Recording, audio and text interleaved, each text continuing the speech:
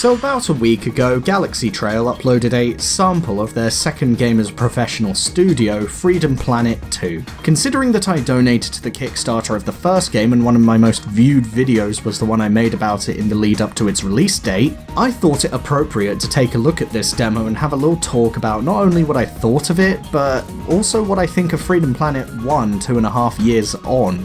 One thing that a lot of people never really picked up on is that when I reviewed Freedom Planet 1, I didn't have a final build of the game. I was working with a beta release that ended after Jade Creek, and in retrospect, I probably should have drawn more attention to that. Regardless, my opinions haven't changed too much from that video. I'll say that a couple of cutscenes from the beta were removed in order to help streamline the story, but that sacrificed much of the world building, and the additional characters are nice bonuses to what was already a well-balanced game in my opinion. Maybe Mila could have been a bit more beginner-friendly, but that's a minor nitpick. I still think the cutscenes are charming in a working design, Sega CD kind of way for the most part, aside from a couple of instances in the later parts of the game.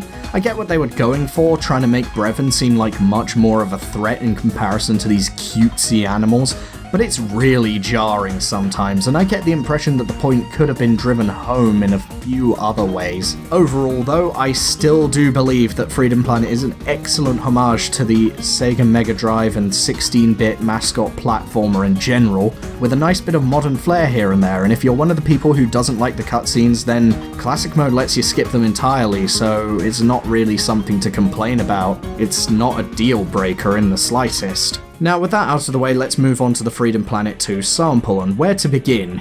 You get one level to play around in, a return to Dragon Valley, and 4 characters to romp around it with. Lilac, Carol, and Mila all return relatively unchanged. Lilac's playstyle is near enough unmodified from the original, although I get the impression her attacks are slightly more responsive and snappy this time around, and Carol appears to be able to take much more of a beating too. Mila has been given the biggest buff out of the 3, being able to generate cubes instantly this time around and fire them off as small projectiles rather than lobbing them about.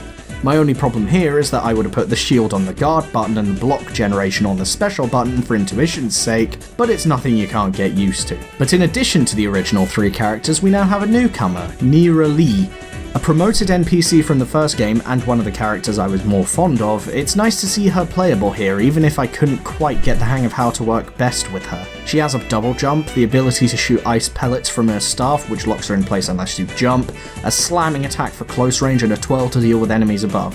Alongside her ability to freeze enemies with her special move, she seems like she'd be a great pick, but attacks I could have sworn would land would simply not most of the time, and I'd end up taking the hit for it. Although this might just be me not quite understanding the character completely yet, so take that with a pinch of salt. Dragon Valley was the first stage of the first game too, but it's obviously very different here. Canyons make way to forests and foliage, and some neat level design elements and gimmicks really differentiate it from the first game's Dragon Valley, although the level doesn't really seem to have much in the way of an identity or a wow moment in the same way that FP1s did. Remember that masterful segue from the canyon tops in the first part into the forest of the second part? There's nothing really like that here.